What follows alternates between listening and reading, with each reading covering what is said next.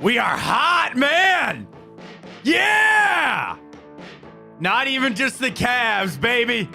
That would be 3 in a row on our boost with Tipico. I told you, Ryan. What did I tell you? Cavs getting it done last night. You take down the Clippers, the full arsenal of the Clippers. And Paul George fouled out, so what? Man, is this team fun. Evan Mobley returns. Good to see him back in action. Jared Allen continues to be a beast. And I think these games signify something pretty big to Donovan Mitchell about what he can do. Ryan, you didn't even make it to the start of the show. He had a brand new poster as Leo won. He was so happy about it. He's taped it up 3 days in a row, and it's not even made it to the start of the show. Don't throw it. You might hit something. Throw it over there. Throw it over that way. I just can't have nice things ever, Matt. Get something permanent to put it up on the wall. He really wants to hang that up, and every time he puts it up with tape, it just falls down right before the show. But the Cavs getting it done last night. Yes, I have a Browns hot take that's going to stir it up. It's going to get people crazy. Ryan's going to clip it. People are going to go nuts. I got to explain myself on that later. We got a hot and heavy bracket on the most overrated artist. Why did you have to put 311 in there? Why? Because it was nominated? Oh, okay. All right. If you get a nomination, those are the rules. I get one as well. We'll get to our most overrated artist of all time. 2 for Tuesday. Time up. Morning update. We got it all for you on a Victory Tuesday for the Cavs right here on Big Play. Welcome to the show, everybody. I am Matt Fontana. He is Ryan Tyler. Good morning. It is a glorious morning here with the Cavs getting that nice win over the Clippers last night. Jared Allen, thank you, man. A meaningless dunk at the end of the game. I was sweating that. I know. It was nice to get that money in our account, right, Ryan?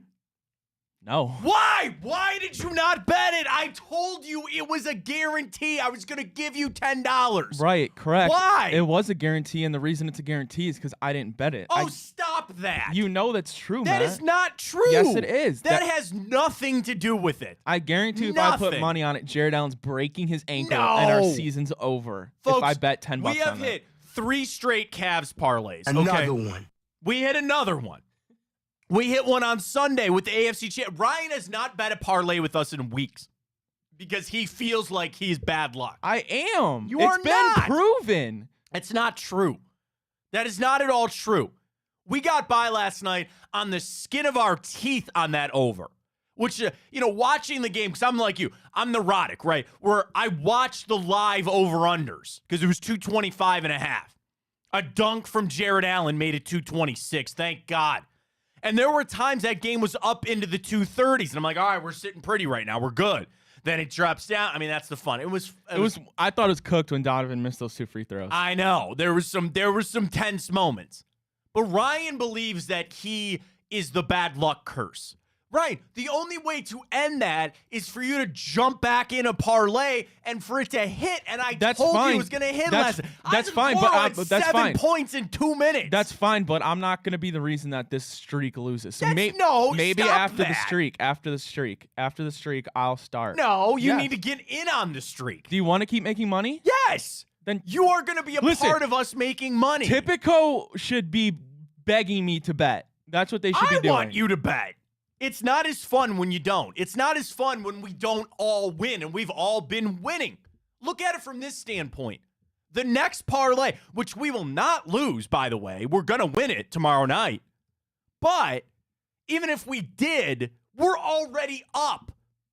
Just on the Cavs boost, bro, I'm up over $120. Even if we lost it, we're still in the green, baby. Come on now.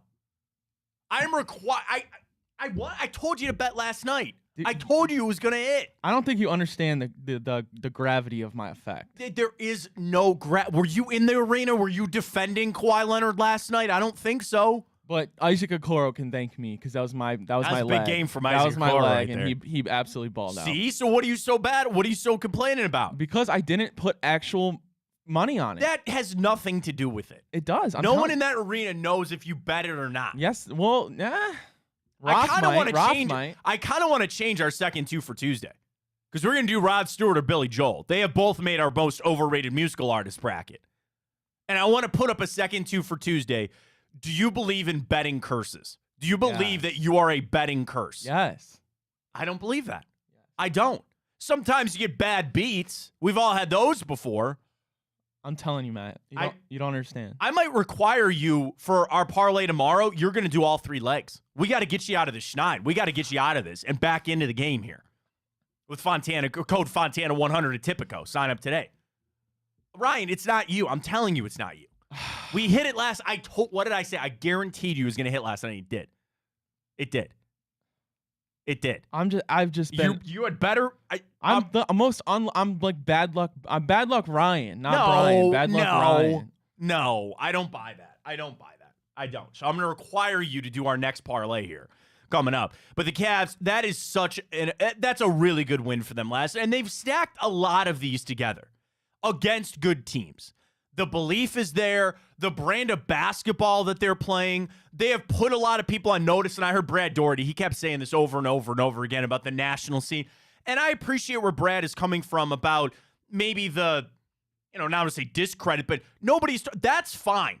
Let the Cavs lie in the weeds on this and let them sneak on up. Dude, the 76ers, I know without Embiid, got smoked by the Trailblazers last night.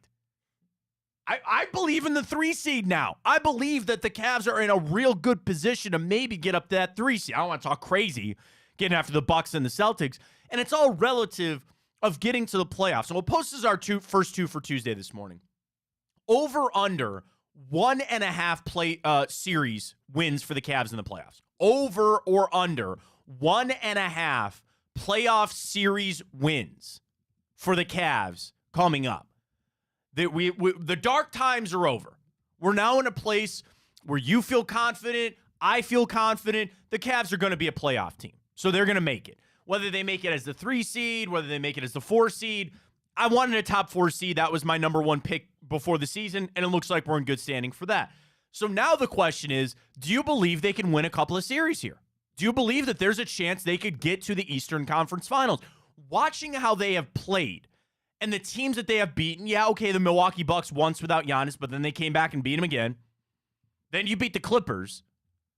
I look at these teams and I say, these are the cream of the crop in the NBA. The only team that's hotter than the Cavs right now are the Clippers. And they played everybody last night. And they played to win that game. A lot of those guys, Harden and Kawhi and Russ and Paul George, they played 36 minutes in that game, if not more last night. They were trying to win. They go on that 11-3 run late because they tried to get a win.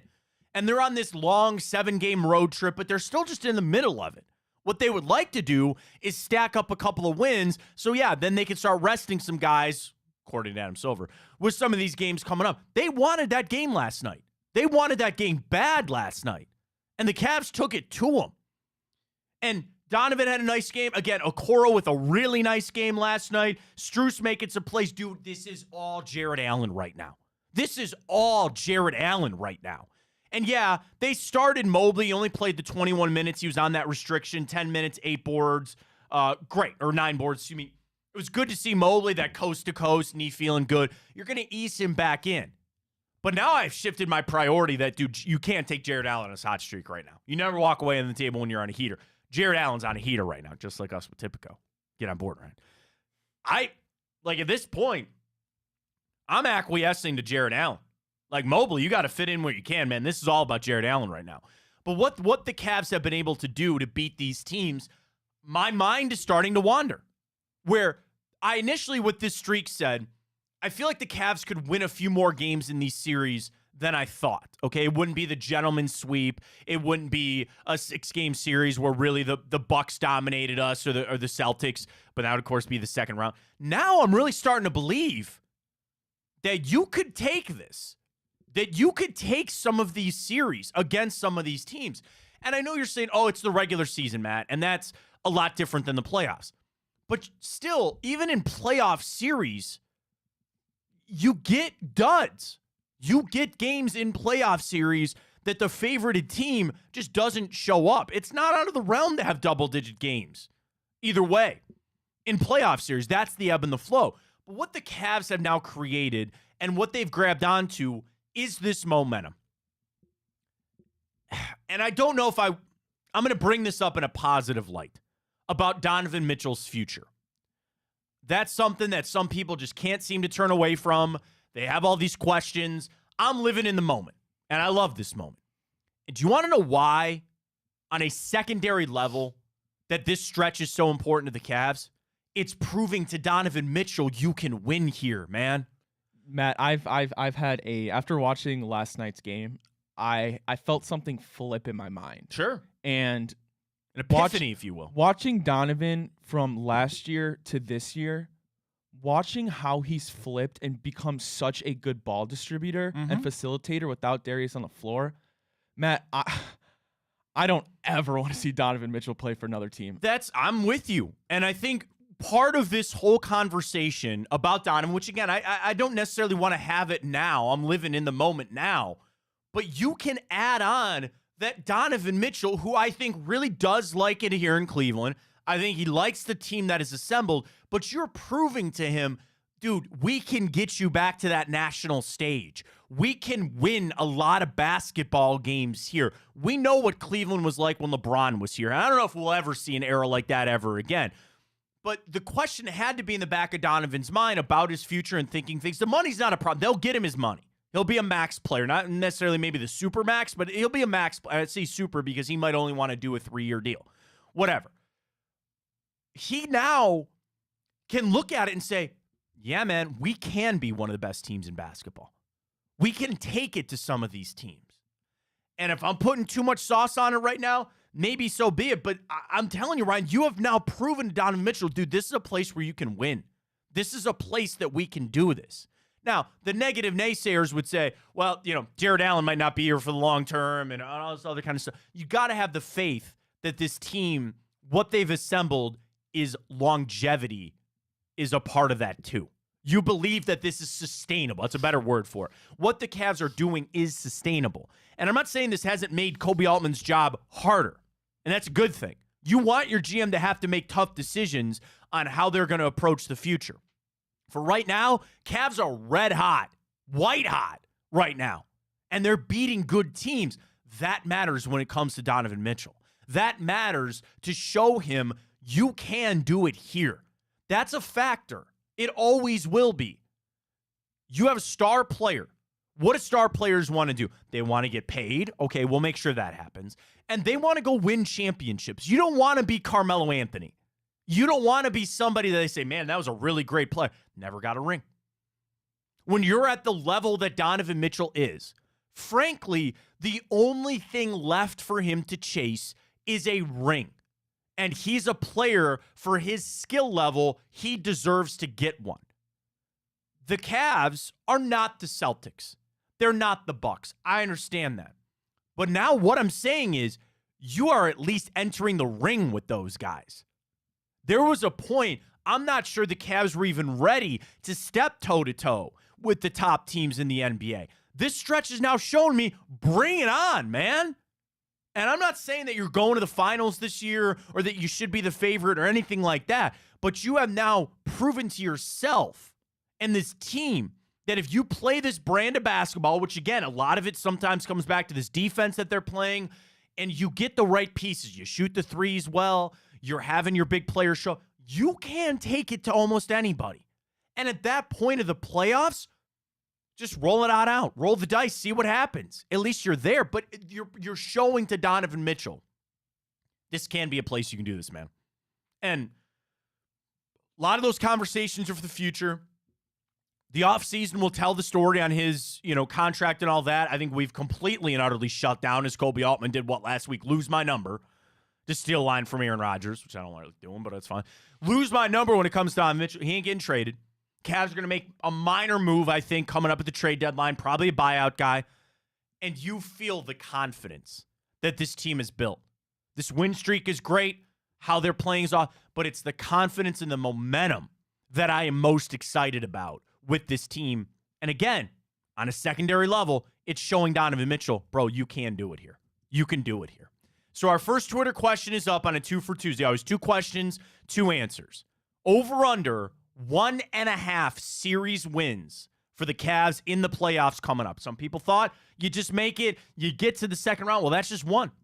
Do you think they're going to win another? Do you think they get to the Eastern Conference Finals? Dare I say the NBA Finals? That's the other thing too.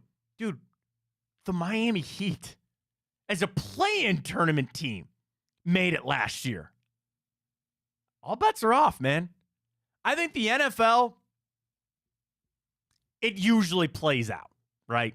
Usually the higher seeds make it. And you get those incredible runs of the Giants and the Patriots when no one knew who they were. That kind of plays out. Baseball, it's more often than not the better teams. I know the Rangers are a bit of a shock, sure. But basketball, outside of like the LeBron and Steph years, they just had the lot. You can get the out of nowhere teams that show up and at least make that run. And it's the ultimate goal of winning a championship. I don't want to just make it and lose. I think this team is built well enough that they're going to make it interesting. And dude, at the end of the day, can I just tell you how much fun this is? We all sat down to watch a meaningful game last night. It was a great game, too, back and forth the whole time. And you took down one of the best teams in basketball. One of the best teams in basketball. Sure, Kawhi went off. Only 11 for Harden. Is he cooked? I don't know. He hit that three, hand in his face. I was like, okay, that's pretty. Dude, that corner three that Kawhi hit last night. That was dirty. He's so good. I think James, so good. I think James kind of, maybe you could say, it seems like he's matured a little bit. Which, finally, what's he, 35? And not even just in the sense of, speaking as a soon-to-be 35-year-old. Not even just in the sense of his demeanor, outside of the oh my God, James court. Harden's younger than me. Is he really? By 2 months. Did not know that. But I feel like his game overall has matured in the sense that he's becoming way more. I mean, he was always a really good passer, but it seems like now more than ever with Kawhi and Russ. This is he's really embodied his role as that second guy. He finally accepted it, did he not? Because everywhere he had been, even in Philly, you got to imagine he really, really wants that ring. Oh, he does, and it kind of goes back to the same conversation, right? Like you don't want to go down, and he has one, does he not? Didn't he win one with Oklahoma City? No, they didn't win one. No, they lost to the Heat. Oh, that's right. He doesn't have a ring. That's right. Oklahoma City never won. That's right. They went, but he didn't go. Yeah, you're right. He's got 2 gold medals. He's got a World Cup gold medal and an Olympic gold medal. That's like, it's kind of the same thing. Yeah, you don't want to go down for that. I think even when Harden was in Philly, it was hard for him to accept that. Like, that was Joel Embiid's team. And I think there was a point when he showed up there, he goes, no, this is still my team. And every stop prior, it was outside of Oklahoma City. When he was in Houston, it was all him in Houston. When he was in Brooklyn, it was all him. And then again, I think even when he showed up in Philly for a short time, he was hard for him to accept that. Now that he's with the Clippers, you're like, oh, yeah, we're good. Yeah, we're good. I understand my role. This is Kawhi. I would actually listen to a world that it's maybe even Harden 2 over Paul George. Brett Doherty was talking about that in the broadcast. Like, the few amount of games that Paul George and Kawhi Leonard have played. They've been together 5 seasons. Ryan, did you know this was the first season that they were actually both healthy to start the year? I believe it. That's insane. And they are a scary team when healthy. And they were healthy last night. And the Cavs took it to them. It's fun. It's fun. I love where this team is at. The mindset, the change of pace. And now let's talk about the other positive. You got Evan Mobley back. You're getting Darius Garland back reportedly tomorrow night. For all the worries that I had, I know it's just one game, but I like the reintegration there, the slowly getting him back in. You mentioned about Donovan being like the distributor more. His shots are going to have to get cut. When Darius Garland comes back, when Mobley gets back to full health, there's only one basketball. And on this streak that Donovan is on, I want to pull this up. So what do you have last night? He took 21 shots last night, 28 points to pace the Cavs. Game log, Donovan Mitchell. These are just his field goal attempts. 21, 27, 24, 19, 17, 19, 21, and 30. Those are the last, 10 odd some games, right? Since the Paris game. Quick math, which I'm not good at, that's averaging about, 21 shots a game? Don't ask me. Somewhere around there. Just don't quote me on that. that number can't stay that way, especially when especially when Garland comes back and Mobley gets to full health. That's fine. I'm going to need the percentage to maybe go up a relative. I mean, the guy's still shooting 40% from the floor. Nothing wrong with that.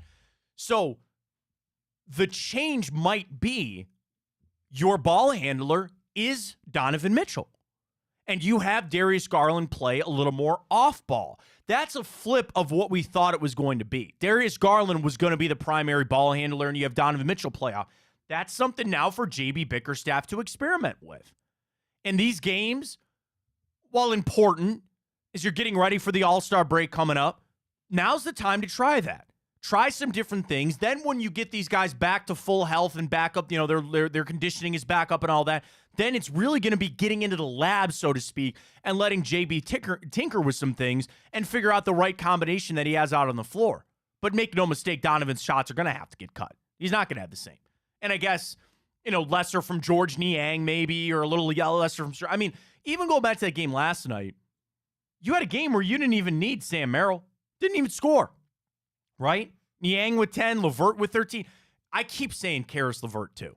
Because there's going to be a game, and I dare say in the playoffs, you're going to need him to go off for 25, and he still can. That's what I like about this team, and it kind of goes back to my point about Donovan Mitchell. The more, it's called the LeBron effect, the more you can prove to him, dude, we have other guys here. We have other guys that can shoulder the load for a game or two. Doesn't mean that we're not going to need you to go Superman from time to time and show up and get your shots. But any star would love to say, this isn't all on me. There are other guys that I can look to, and Jared Allen, and even to a lesser degree, Strus. Like, this team is well built. They really are. They went through a rough stretch in December. They came out the other side, and they're playing to their full potential. If I want to get really critical, I could say maybe it's a little too early for them to be playing at their full potential. But you're still banking these wins, you're banking this momentum, and you're showing it doesn't always have to be on Donovan. And now you can enter this stretch later in the year where, you start getting selective on when guys can sit out and getting some rest and get ready to go. I love this for the Cavs. I love this. I think it is so much fun watching them play. And I don't want to lose sight, and I'm not going to.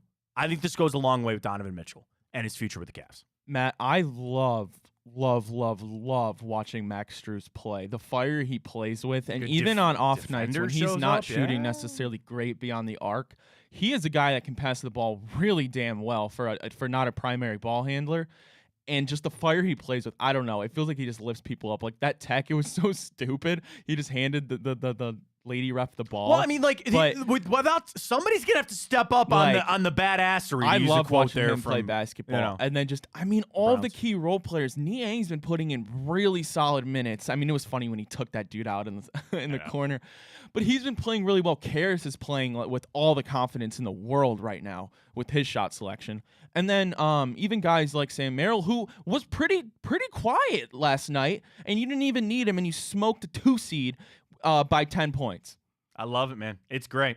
All right, first two for Tuesday up. Vote on that. Over under 1.5 playoff series wins for the Cavs coming up. We all believe they're going to make it. They're going to be in. All right, we feel real good about that. Do you think they have a chance to win more than just the one? We'll vote on that a little bit later. Ryan, our second two for Tuesday, as we always do. Do you believe in sports betting curses? I want to exercise this demon for you. I want you to know that it's not your fault. Good will hunting. I want you to know that you can join us on our typical boosts that are hitting at an incredible rate right now, and it's not your fault. So put that out at Matt Fontana Show. Drop us a follow there. We're up on Instagram. We're up on Twitch at Matt Fontana Show. Of course, YouTube channel, Matt Fontana Show and Big Play. You can catch it all there, including Twitter. It's out. Vote on that. Our bracket is hot and heavy for the most overrated musical artist, to a point, Ryan, that we had to come in this morning and cut out a few to add a few. So we got good responses this morning. I had a couple tweets this morning from some people. Coldplay, Cujo with the Led Zeppelin. We didn't put them in. I mean, Cujo, man. I love you, bro, that's such an attention-seeking take. Beatles are in. Put 311 in. That's fine. I think Dave Matthews Band might take this whole thing down. I've never listened to them. I put it from this standpoint. I know a person who's like die does hard. not everybody know somebody that is a diehard Dave Matthews Band fan? Everybody does. I think he's been to like 200 concerts. I know somebody that's been to, I don't want to say 200, but I know somebody that's like been to he tens travels and with tens, them. yes, of Dave Matthews Band concerts. I put it from this standpoint. He's powerful enough that he has his own channel on Sirius XM. I don't have Sirius in my car. My wife does because she has the nicer car. And it is on one of her presets. And I'll scroll through as I'm trying to get to the channel that I want to listen to. And yeah, think about 24 hours a day. And sometimes it's like, oh, here's a live song that he played in Saratoga, New York from 2025. Or 2025. Here from 2021. Like, it's a lot of Dave Matthews. But the thing is, it's got to be a little respectful to say if they're overrated, because then that must mean they're pretty popular. I can make a joke that 311 can't be overrated because nobody rates them. What do you say? What do you say? That's a shot in itself of one of my favorite bands. But since you rate them so highly, I do rate them very highly. They're one of my favorite bands. I can then say you make them overrated. As people are with Dave Matthews Band, I am with 311. I've seen them over 10 times. I've traveled to go see them. That's a great question. What's the furthest you've ever traveled for a concert? Solely for a concert? 2 hours. We went to Vegas to go see 311. Vegas. We got a big morning coming up in the Fontana household, let me tell you, buddy. We better break at 10 o'clock. Just put it that way. Why? Justin Timberlake goes on sale at 10 o'clock. Oh, does he actually? So yesterday was like the fan pre-sale. So everybody's got this band, right?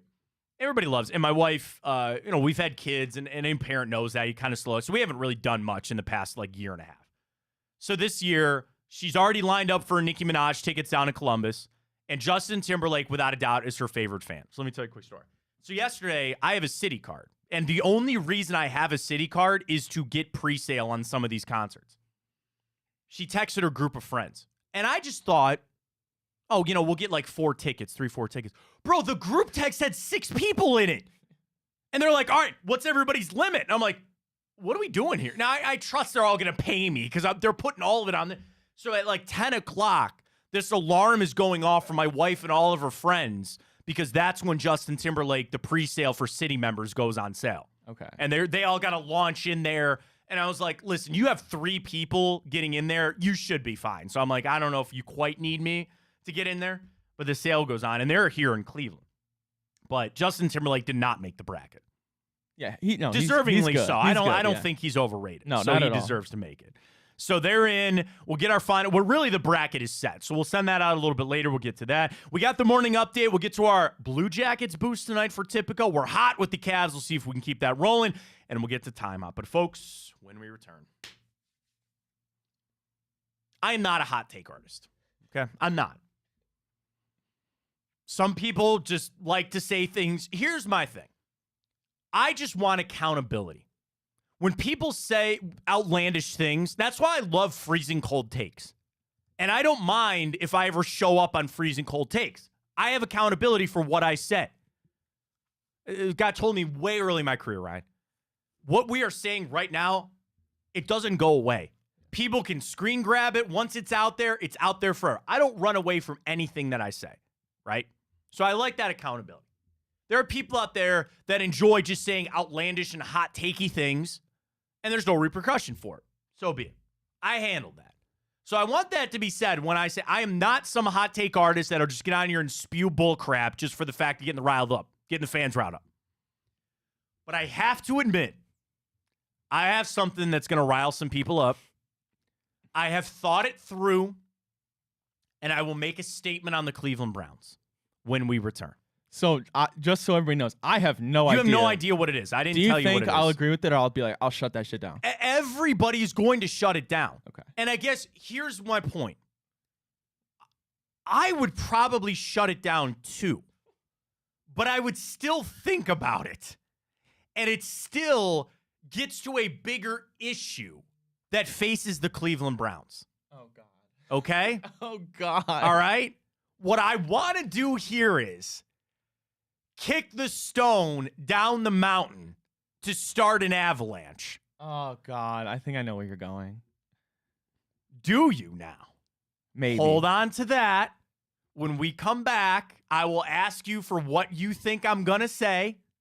We'll get to it next. I also Fair enough. got some tweets yesterday on Deshaun Watson because we sent the clip out where I said Ken Dorsey's number one job now is fixing Deshaun Watson. People didn't like that. And people go, well, is he broken? Yes, he is. His and I'll shoulder explain is. that. That's not even what I'm talking about. We got the Cavs. We got the Browns. We got you locked and loaded right here on a Tuesday. And we are locked and loaded on Tipico, folks. We are cashing it left and right with our boost on Tipico. Another one.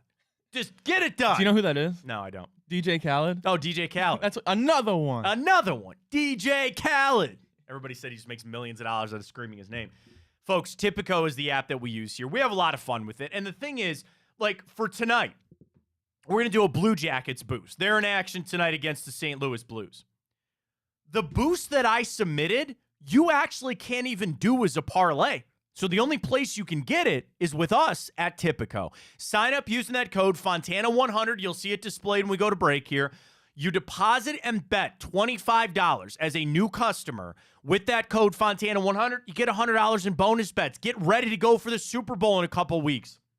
We'll have college basketball in just a few weeks coming up. We got it all for you right here with Tipico. We love working with them. It's a great app. It's a great layout. The rewards, Ryan, can I get you some little rewards here? Please do. I am $4 away on a straight bet from my first level of rewards at Tipico. For every dollar that you bet with minus 200 or better odds, you will cash on the rewards. They have the flex parlay that we've been telling you about. They got it all for Tipico. Unlocked rewards for me. I got those coming up. Tipico's the best. Again, code Fontana100 when you sign up. We're hot on these Cavs boosts. We're going to get one tomorrow night. Let's keep the streak going with the Blue Jackets tonight. I'm feeling good about that. Keep it locked low with our friends at Tipico, code Fontana100. I know you're ready. Everybody's going to be ready. A little hot takey. Browns next. Stay with us.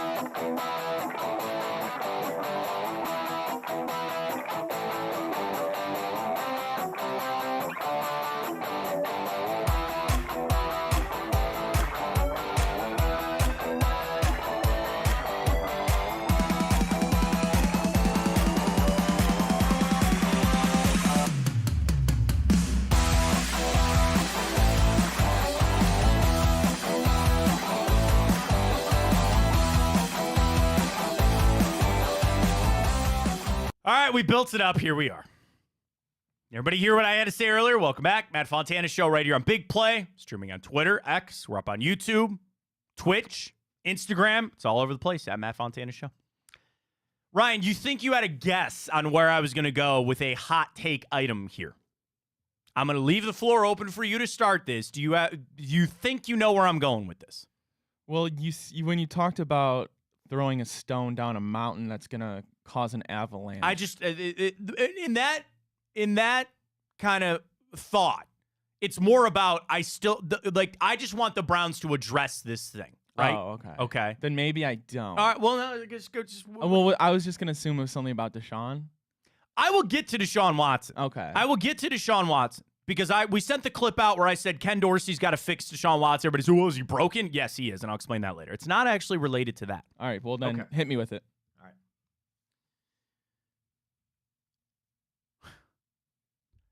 There was somebody yesterday that said they think they can still play football at a high level. And that was Odell Beckham. I'm not saying Odell himself, but I'm also not saying Odell himself. The Browns need a guy exactly like Odell Beckham on this team. They need somebody like that in this receiving core. This whole offseason for me, the number one thing, I have got to get another playmaking wide receiver in here. And I'm not saying that Odell Beckham is the same guy that he was in the past. There's all these hot takes about how one catch set his career up and all that. And of course, we saw him here.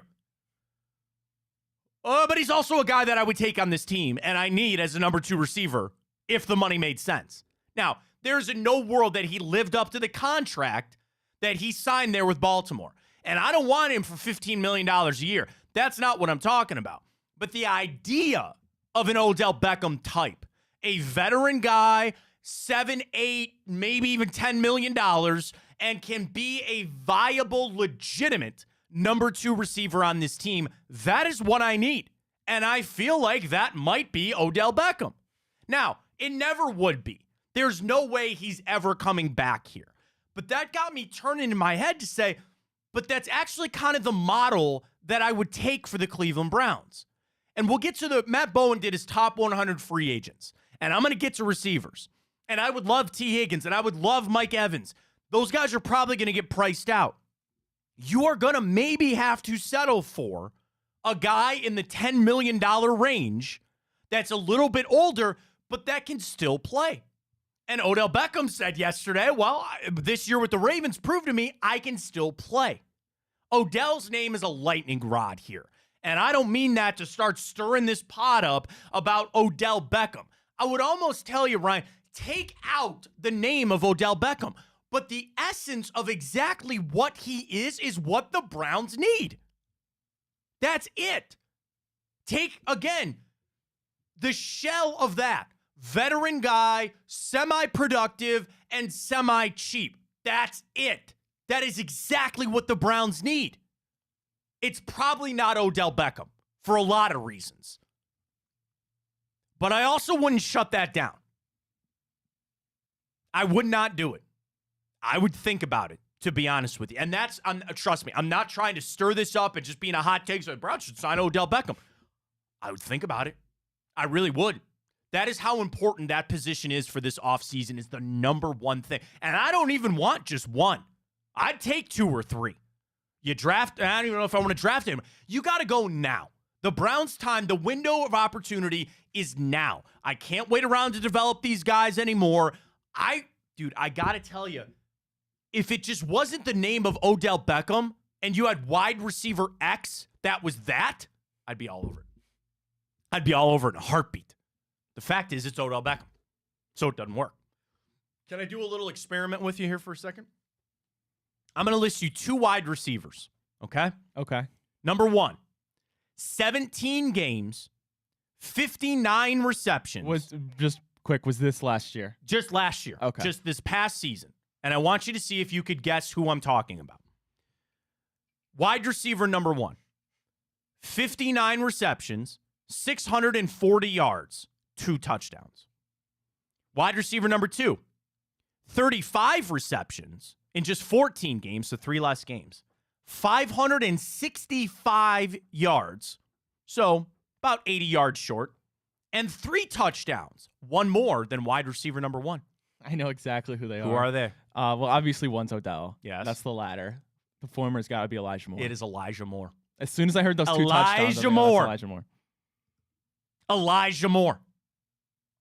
Comeback on that would be, well, look at the quarterbacks that Elijah Moore had to play with and all that. Okay, fine. You had Lamar Jackson, the MVP. That's a little bit different. So what? So what? You could get, in my opinion, maybe even more productivity if you added a guy like Odell Beckham back to this fold. That'll get at you're. I might send this clip again. I own what I say, and it's not that I'm going to scream from the mountaintops for the Browns to sign Odell Beckham. What I'm going to scream from the mountaintops is sign a guy like him. I am under the impression the Browns will not be able to make a big splash in the free agent wide receiver market. I could be wrong. They could restructure that Watson deal and say a good chunk of that is going to go chase down a guy like T. Higgins, right? Fine. I would love that. I would love to have a guy like that. But if it's not, you are going to have to go to a veteran, productive, $10 million a year type of receiver. That's Odell Beckham. That's Odell Beckham. It is. Spot Track has it at 11.9. Okay. 11.9. Give him the 10 with some incentives or something like that. I do that. Again, the hot take element is that it's Odell Beckham. And the avalanche that I want to start here is what I've been saying. My priority is wide receiver. I have got to get some more in here.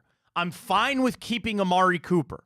And there's a world that if, again, he's on the hook for money coming up and all this, and if they restructure or do this deal, whatever, but it's like quantity over quality. At this point, would you rather take 3 decent receivers or just Amari Cooper and some other guys? Well, I've seen it with just Amari Cooper and some other guys. The question, yes, we'll get to Deshaun Watson here coming up in a second. That could flip everything, but it doesn't change the fact that they are so void of a number 2 receiver on this team. It is so clear and obvious. And it's not that I'm just, get rid of Elijah Moore. You can keep him around here as your number 3. That's fine. I think for that role, he might fit. I'm continuing the development of Cedric Tillman. I'm continuing the development of David Bell. I think you kind of know what you got in Bell. I'll be excited to see what Ced Tillman has this year coming up. But it does not for a second change how I feel about finding a number 2 guy. And even better, find a number 1 and then slide Amari Cooper down to the number 2. That would be the greatest thing out there. I think the easiest path is just finding a number 2 receiver. And folks, Odell Beckham would be the kind of guy I'd look for. He would be. He would be. So you, if the Browns tomorrow signed Odell Beckham Jr., you'd be happy. I'd say good job. I think he fits. Now, you can't say that without thinking of the video, and I think his dad was back on Twitter not too long ago. I think that was fake. It might be. That's fine. And it brings up all this other stuff, and it all brings up this complexity, and it all brings up the old wounds and all that, and the question of how he be here. I don't know. And I sit here fully admitting that I know that that's loon. That's crazy. And the Browns, as much as this is a numbers game, it's still a people business. And I would say that Odell probably burned his bridge here in Cleveland. Rightly so. That's fine. But it doesn't change that. I just picture like an outline, like a dotted outline. That's just what I picked. Like, that fits. Do you buy me? Do you understand where I'm coming from? Would you agree with me that if you took the name out of it and you had shell receiver and it was actually Odell Beckham, does that not fit kind of what the Browns need or what you would take from the Cleveland Browns? I would. Yeah, in a sense. On a 1-year deal. What does Andrew Berry love more than anything? Veteran 1-year deals. Yeah, he does love those. He loves those. Loves them. That's what I'm saying. If we truly think that these other guys are priced out, I wanted to get this a little bit later. Let me give you a little teaser here. So Matt Bowen of ESPN ran through his top 100 free agent prospects across the league, right? And there are a couple Browns in there that we'll get to coming up. But I want to see. All right, here's how we're going to do this. We're going to search like this. Wide receiver. Number 1, T. Higgins at 7. Number 12, Mike Evans. Number 17, God, I'd love me some Michael Pittman Jr. That would be great. It's not happening. Number 23, Calvin Ridley. There's been some scuttlebutt. I'd love him here. Hollywood Brown, 28. That's who I think we're going to get. That's it. A 27 season coming up. But again, 5'9", 180. He's kind of like Elijah Moore. Of most of those guys, you would believe what? Higgins, Evans, and Pittman are probably priced on out from what you're going to pay for. 100%. So there you go. You're going to need a guy like Odell Beckham. You're going to need somebody that is that everything. Do you still think Odell has anything left? Let's take the Browns out of it. Do you agree with his statement that he said yesterday? He feels like he still has some football left in him. That this year with the Ravens proved that he can still play at a high level. I don't know if, I would say high level, but I mean, yeah, certainly when you're that talented, it really, you can pretty much come out on a field and be a good player. That's okay. High level relative of good, a number 2 receiver. Do you still believe that Odell Beckham could be a viable number 2 in the NFL? Possibly. That's I don't what know. they paid him for in Baltimore, and I don't know. Again, if you just look at the stats, 35 grabs, 565, and 3 touchdowns. He had the highest yards per catch of his career at 16. I got you thinking there, didn't I? I saw that little look. I can't get past the name. And I get it. I understand that. And that's kind of part of my argument, right? The name, I get it. But it's that type of guy that I think would fit. Assuming the Browns are not going to go whale hunting here. If they don't go big whale hunting. But you think Odell himself would fit with all the things considered? I do. Yeah, I do. You think they would ever do that? Here's the thing. As the Browns approach things, it can't be personal. It can't be. Sure, but... Because you have got to put the best team on the field. Now, I say that to say this. There are some things that will be personal. And the shots that he took, whether or not you believe that that was all directed at Baker, they've mended that bridge. I go back to the owners' meeting where Odell and Kevin Stefanski seem to be awfully chummy. And that is the same thing on the Browns. You leave all doors open. You should never burn bridges in life. You should never do that. And I would say that Odell kind of torched a bridge here. And there's a good chunk of the fan base, as soon as you utter his name, they say blank him. He can go to hell. That's fine. You're upset because you're a fan. The Browns can't operate that way. And again, they would probably scratch that off just because it's Odell, right? Can we just enter a fantasy world for a second and make a pitch on why it could work? Let's enter a realm. Let's say the Browns agree with me that the type of player that Odell is, for the money that he might ask for the productivity, he fits a need here. Let's give you the path why it'd be acceptable, okay? The number one thing would be, was his issue not mainly with Baker Mayfield, right? And he's not here anymore. And if you really wanted to get down to it, I guess the Browns sided with Odell. And that gets back to all that, the wars and what people were saying, all that kind of stuff. I'm not trying to drag it up, but I'm just saying, if that was truly it, well, that situation has been remedied, number one. Number two, him being here in Cleveland. Well, Jarvis Landry's not here anymore. And they were friends. And how can I say this?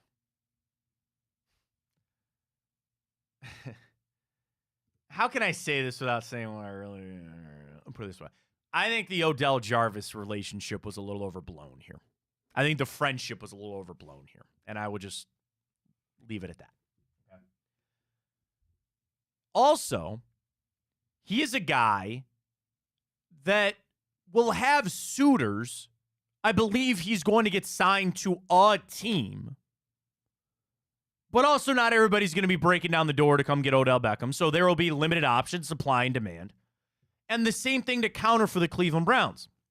There's not a plethora of receivers that kind of fit the mold that they're trying to go for. It could work. And I also think the Browns are in a better structural place as an organization to deal with this. They had to deal with that 2 years on the job, right? Now, you got a coach of the year. You got guys that are about to get extensions in Andrew Berry and Kevin Stefanski. It is even more to a level now of we're not putting up with crap. And the Browns are a better football team now. You believe that they're growing. You believe that they're ascending. I think that could straighten out a lot of things when it comes to the Cleveland Browns. We're out of fantasy world now. Okay, that was a fantasy world if you wanted to make that work. But I stand by what I'm saying. I think the mold of what Odell Beckham is fits what the Cleveland Browns needs right now. You want to say no way, no how because of the name? Fine.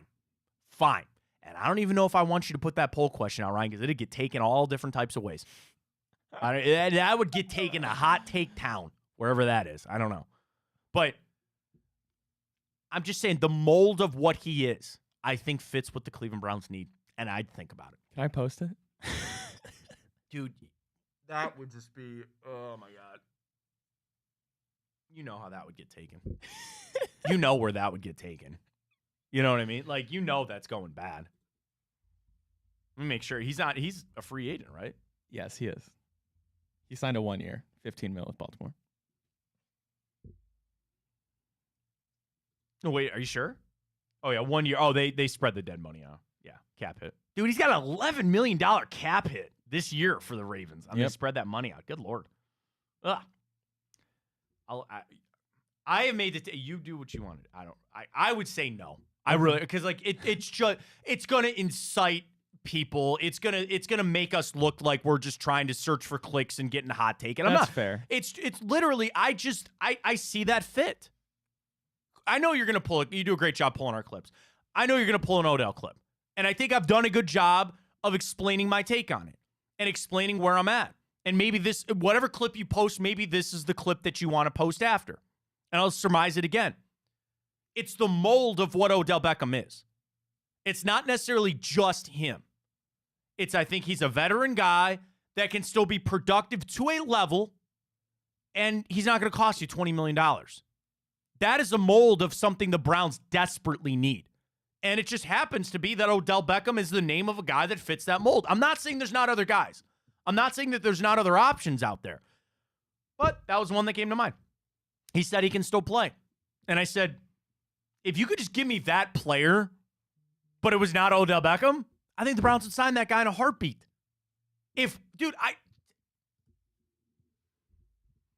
Tell me they wouldn't sign him if he hadn't been here already. I mean, yeah. Seriously, yeah. Thank you, right? Seriously. Tell me that if you could just Thanos snap it and he wasn't here already, the Browns, I think, would be lining up to sign him. Tell me I'm not right. Would you rather have Odell or Marquise Brown? I need a little bit of a bigger bodied guy. I like Hollywood's fine. I'm down on Marquise Brown. I would say that's a bad combo for me, so I wouldn't say that. Odell or Calvin? Calvin Ridley. Okay. Calvin Ridley. And that's the thing. I'm not going crazy loon on this. Like, I'm relative on it. And if you could sign Calvin Ridley to a 3, 4, 5 year deal and spread that money out, dude, wouldn't that be nice? How about this? All right, here's your other out. To get off the Odell talk for a second. Go sign Calvin Ridley to a 4-year deal, and you put all the money in years 2, 3, and 4. Or even years 2 and 3 with the void year on 4, mess the money around. Then that way you can still keep Amari Cooper here next year. Those are the games that Andrew Berry's going to have to play. I would love Calvin Ridley here. I can't do a backflip, but I'd try if they signed Michael Pittman. I'd be over the moon if they got T. Higgins. I'd love any of those guys. I just don't know if it's actually attainable. So the mold of a guy like Odell Beckham kind of fits. Odell for 10.5 or Josh Reynolds for 8? Odell Beckham. Yeah, I would. I'm sorry, those drops in the championship game are just on me. I don't know why. He was good before that. He was. Yeah, he was. And then it gets back to Deshaun Watson. You want to talk to the Watson side of things real quick before we take a break? So we sent the clip out yesterday because the Browns hired Ken Dorsey. And, I would say there's not excitement. Can you really get excited about an OC? But the groundswell now has been he was a scapegoat in Buffalo, and he got fired, and people do forget that he also helped Josh Allen ascend to where he was. Now, again, Josh Allen turned into a turnover machine, got bad, he got fired. So you assume Ken Dorsey's going to help things out here. And I made the clip yesterday. We said this. I needed him to fix Deshaun Watson. And I got a host of tweets back at the show account, Matt Fontana Show on Twitter. Oh, you think Watson is broken? Yeah, I do. I take out I'm talking about 2022. Those 6 games, that is nothing for me. Really.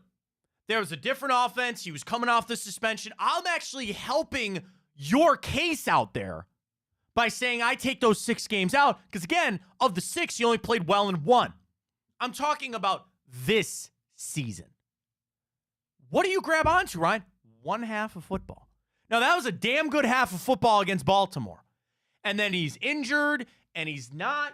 But I truly, trying to zen this right now, I truly do not understand people that think everything is just fine with Deshaun Watson getting healthy. He did not look good when he played.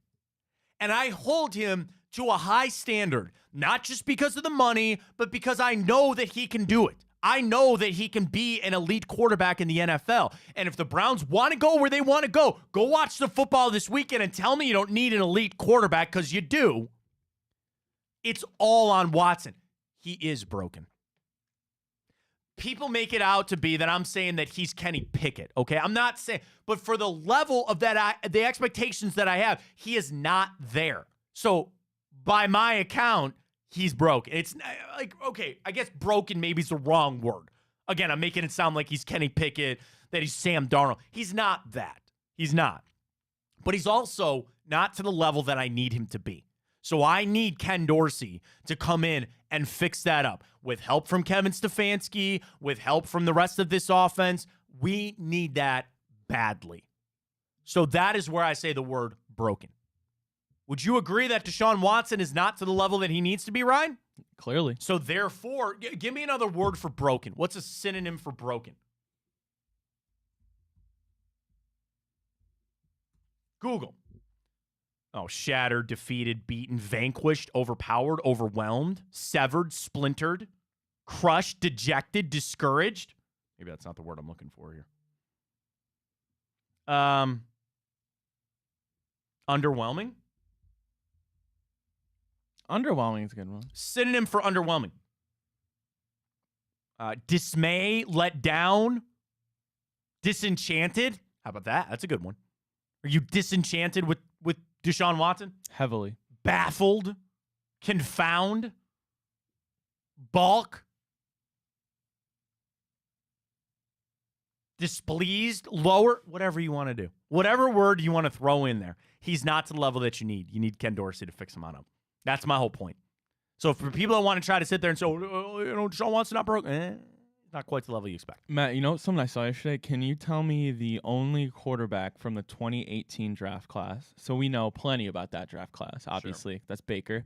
There's one quarterback from that draft class that has reached the Super Bowl. Sam Darnold. Yeah. Sam Darnold. Isn't that crazy? Yeah. Not even as a starter, right? That's the flukiness, man. I mean, and then again, you got guys like Purdy and Dak that are late round picks and all kind of figuring out. Everything's on Deshaun Watson. I need Ken Dorsey to get him up to speed. That's kind of where I'm at with it. All right, let's catch our break. When we come back, we'll get to the morning update. I've got more Browns. I do want to run through Matt Bowen's top 100 free agent list. I'll tell you some of the Browns that are on the list. We'll run through some of the receivers. And the number one re-signing decision for the Cleveland Browns. Our friend Jake Trotter had this sent out. It's an interesting one, but I got an answer for it on the number one re-signing priority for the Browns. We'll get to that coming up. Folks, big play last night. Chris Long on with Blake and Greg on Come Get Some. Is he still doing media? Dude, he's a big podcaster. That's what I thought. I didn't realize it, yeah. Yeah, so he was on last night with Come Get Some. Had Hanford last night. Did he not have a special guest recently, too? I feel like I saw some with Hanford and Gab. He always has somebody. Big Play Cleveland last night. Those are the shows last night. Tonight, even more football. Josh and Maria Cribbs. They were talking about Botox on their last show. I saw that clip. It was pretty cool from there. Just getting a random discussion. Josh and Maria Cribbs with the return tonight. And then Enter the Jungle with James Rapine. Brengels talk. It's all there. Bobby Carpenter, Anthony Schlegel, still going strong Sunday nights. And tonight, a special Tuesday edition of the Boobies World. Boobies, dude, what a perfect know. night for Booby I'm and Rafa. excited to hear what they have to say. Let's go. Got it all for you on Big Play. Follow us on Twitter. It's the easiest thing to do. Big Play on Twitter. All the shows get retweeted there. Check it out. We got you covered right here. BigPlay.com for all of our merch, all of our stuff that you need, and some big announcements coming. Some big things coming here with Big Play. We'll get to those in due time. All right, let's catch our break. Morning update comes your way next. Save your Odell Beckham tweets, please. Big Play. Stay with us.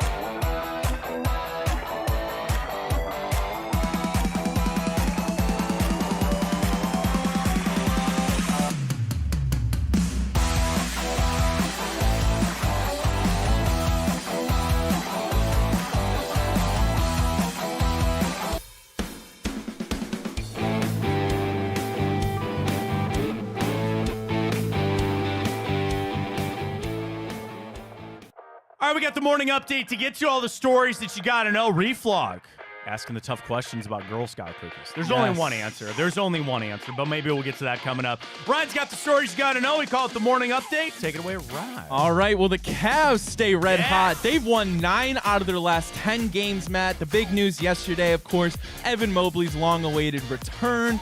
They beat the Clippers 118-108, Matt, and they are probably the hottest team in the whole entire NBA. I would say so. I mean, you had a 1 versus 2 for hot level, and you beat them, and you took them down. I think there's a little... I had somebody say this to me last night. They go, are we peaking too early? And I listen, I sometimes that can get too convoluted about when are you playing your best basketball and when are you doing this. I I think you're a little jaded because of how things ended for the Cavs last year. You believe that they learned from that a little bit. They got a little bit better, and hopefully they can remedy that. There is something to be said about being the hot team entering the playoffs, but the Cavs have shown that they have the momentum, but they also have the belief that you can play with anybody. When you take down the teams that they've been taking down, you got to believe that we can stick with them. And in a 7-game series, anything can happen, right? Anything can happen. So you believe, all right, we take a game here, then they take, it's just a belief that you can stick with them. That gives you power. As a team and as an organization, they needed that. You went through a tough stretch where they helped, build some calluses. Now you're back up. It's all about getting Mobley and Garland back into this system and how they're going to play and figuring it all out. Well, Matt, this is the CBS Power Rankings for the NBA. We're sticking here with the Cavs. Dare guess, I'm gonna guess what the Cavs are at. So it came out this morning, right? Yes, this is after we beat the Clippers. 6. Wow. Right? Right 6. on the money. All right. They write, still shorthanded, the Cavs split with the Bucks to start the week before taking down the red-hot Clippers on Monday. Evan Mobley made his long-awaited return in the win over LA, putting up 10 points and 9 rebounds. Donovan Mitchell averaged 28 points, 9 assists, 6 rebounds in the 3 games, with Darius Garland expected to rejoin the lineup any day now. Can I guess the 5 ahead of him? Go for it. Celtics, Bucks, Clippers. So hold on. Clippers are 2. Okay. Bucks got to be, or Celtics got to be 1. Although the Clippers just beat them at home. But okay. Very surprising number 1. Minnesota? He still has the Clippers at 2. Okay. Clippers are 2. This is kind of not crazy, but the Bucks? Nope. Celtics? Nope. Denver? No. Minnesota? No. Those are all the teams up in between the Cavs and whatnot. It's not the 76ers. No. Is he going to say the Thunder? No. Who is it? The Knicks. The New York Knicks. Oh, my God. Get out of here. He writes, the Knicks picked up 4 more wins this week, somewhat easing the blow of Julius Randle's shoulder injury. The Knicks aren't just winning, they're absolutely destroying everyone. With a net rating of plus 21 points per 100 possessions this week. Jalen Brunson wasn't named an all-star starter, but continues to dominate. The winning streak is now 7 games in a row. All right, I guess if you want to look at power rankings of right now in this moment, I was a little stunned to see them hold that 1 spot as well. the Cavs have more of a case than the Knicks. Stop that. All right, you want to know the streak the Knicks are on? Who have they beat? All right, Hornets suck. The Heat, the Nuggets, good wins. Nets suck, Raptors suck, Wizards suck, Rockets suck. They lost to the Magic. They beat up on a bad Grizzlies team, and then they lost to the Mavericks a while ago. And Heat just dropped 7 straight. Yeah. Okay, fine. Everybody's entitled to their power rankings. God bless. Go Cavs. Well, speaking of power rankings, we'll go to the NFL. This isn't necessarily power rankings, but it's kind of indicative of it, Matt. They released the 2025 Super Bowl odds. Do you dare guess what the Cleveland Browns are? So the favorite, it's not 1-to-1 on the favorite. The favorite is still probably plus 400, plus 500, something like that, right? I'd say plus 1,000, plus 1,200. Right. See, I would say 2,000. This is kind of egregious in my opinion. Do you want to guess what number they are? Oh, as far as the number one, I'm going to say that they probably have the 10th best odds. How about this, Matt? The 18th plus 5,000. Above them, the Chicago Bears and Minnesota Vikings. They write, Joe Flacco's brief run as the Messiah for Cleveland ended with back-to-back pick sixes. Deshaun Watson's return from injury will be the offseason topic of discussion, along with star running back Nick Chubb. Plus 5,000 is solid value for Cleveland, who could potentially contend in 2024 if its defense becomes better on the road. Wow. I mean, I guess right. It's like any team though. Are you or are you not all in on Deshaun Watson? You're all in on Patrick Mahomes. You're all in on Lamar Jackson. It's no different than a lot of other teams. What I don't understand is why they every team's got turnover too. Like, you know that these teams are not going to be who they are. Are they going? Do you think it factors in the Browns stink? You know, that they have not ever lived up to expectations and the turnover. I thought about that, and kind I'd say probably. It has to. With the Bears, they have worse stink than us. Yeah. I mean, I would also look at it. You trying to get your JT tickets? Yeah, they're in there now. Yeah. Listen, I understand. So here's the issue: you can only get 4. So my wife's friend is in getting 4. I need to get 2 more, but I'm way down in the queue. All right, we bumped up in the queue. All right, here we go. How many people are ahead of you? I don't know. I'm logging in. Blake, this is important. This is marriage saving stuff. I get these JT tickets. Oh, I totally get it. I totally get it. But man. here's the other thing. So in the group, there's 6. And I think there's I'm kind of the same. So it's a lot of my wife's friends who have husbands where it's like, I would go just to say I went to go see Justin Timberlake, but if I don't get a ticket, that's fine. I'll make the self-sacrifice, you guys. You know what I mean? Like, go. So we're getting close. Fingers crossed, even though I can't cross my fingers. Yeah, you can't. Oh, that's right. We talked about that. All right, continue on. I will do my best. I'm. Well, the Chargers have found their future general manager. They hire Joe Horitz, the former director of player personnel for the Baltimore Ravens. All right. So he jumps from one John to now Jim Harbaugh. Now you might also lose Mike McDonald if he goes down to take that Washington Commanders job. I mean, again, you just kind of got to figure that out as it goes to try to. Again, it kind of goes back to every team has this turnover. You got to figure it out, and you go from there. So it's a tough go right now. It is a really tough go for the Browns when it comes to facing the Ravens and going through everything that they have to. But when the Browns have had this turnover as much as anybody, and they have somehow been able to, find a way.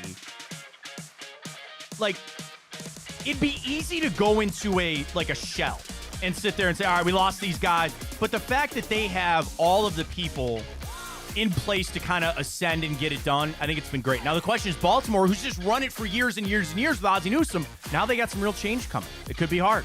Dude, trust me. I'm all for the the Baltimore Ravens taking a step back. All right, Matt. Well, we're getting very, very close to Super Bowl 58, and the San Francisco 49ers on many books are a slight favorite, Matt. But the Super Bowl MVP odds have been released. Of course, Patrick Mahomes leads it with plus 140, followed by Brock Purdy plus 200, Matt. But the value here, Christian McCaffrey plus 500. That's kind of crazy, right? Because he was the MVP of the season, so would he not be the favorite for that? I don't. You believe what? You believe that it's going to go to the quarterback. It's been a quarterback award, all that kind of stuff. I understand it, but I cashed in on Cooper Kupp a couple years ago. Yeah, he won it when the Rams played. That's a good. Again, same thing. I like McCaffrey. I like that play.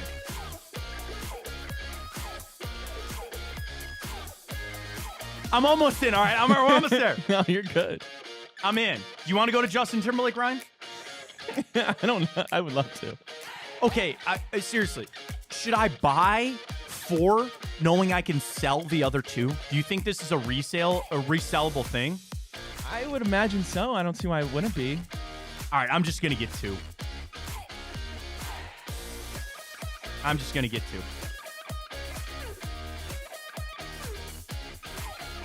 Oh, my God. It's going bad. It's going bad. Somebody stole my tickets! No! Somebody stole my tickets! Were they ever yours? Yeah, I had them in my cart. I was about ready to... No!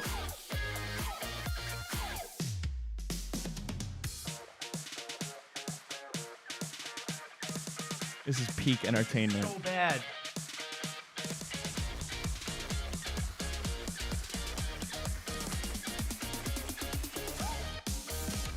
Imagine Taylor Swift fans. Dude, that's what I'm saying. This is nuts. This is nuts.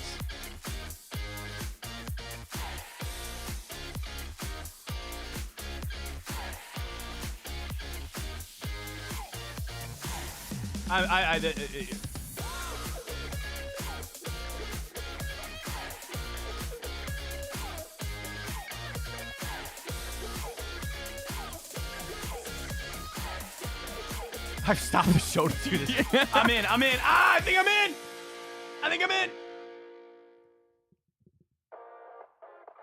Confirm. Ah, we're in. Let's go. All right, now I got to pay with the credit card. Wait.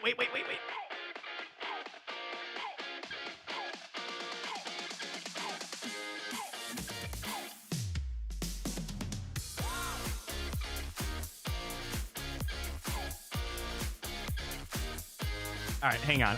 This is so bad. I really apologize to everybody trying to do this right now. Because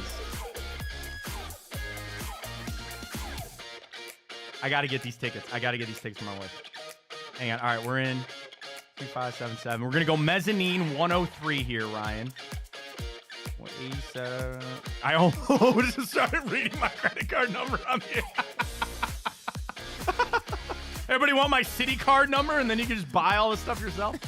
26. Have you ever had your credit card information stolen? No. Really?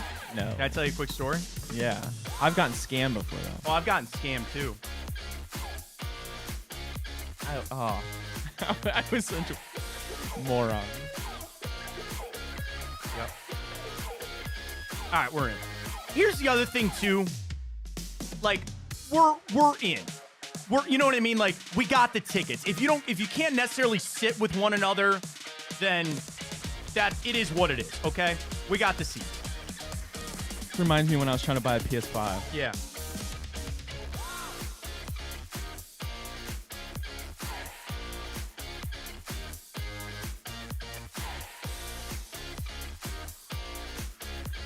All right, we're in. Back to the show. Thank you, folks. It is a big morning. Our JT tickets they're good. We're in mezzanine 103, row 12, seats 7 and 8. People are going to find you. We're in. Even if I go to the show, I don't know, but we're in. We're in. All good.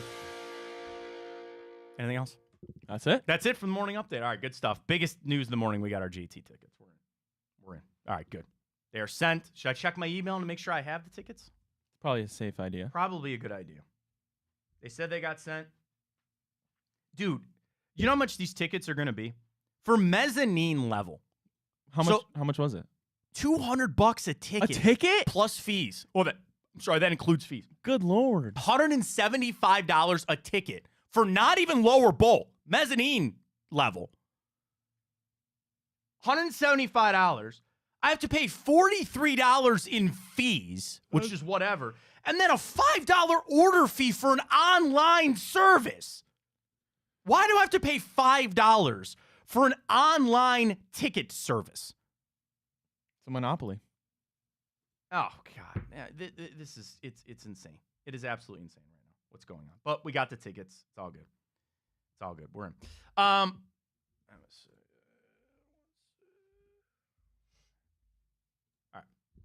Would you like to go through the top 100 free agents according to Matt Bowen? I'd love to. Let's do it. I just make sure I got my tickets here. Your tickets have been confirmed. Tickets are yes. Email verified, successfully verified, mail. I'm staring at the tickets, folks. We're going to Justin Timberlake. We're in. All right, here we go. Matt Bowen, top 100 free agents across the NFL are pending free agents. From number 1, Chris Jones, defensive tackle of the Chiefs. Number 2, Josh Allen, edge of the Jacksonville Jaguars. Kirk Cousins, 3, Justin Matabuke. Number 4 from the Ravens, Christian Wilkins, D tackle, Miami. Here's the interesting thing. Of the top 5 guys, you had 4 defenders, including 3 defensive tackles and 1 quarterback. Interesting.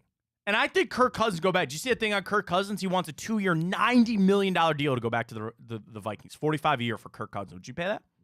No, because I don't think they can win now.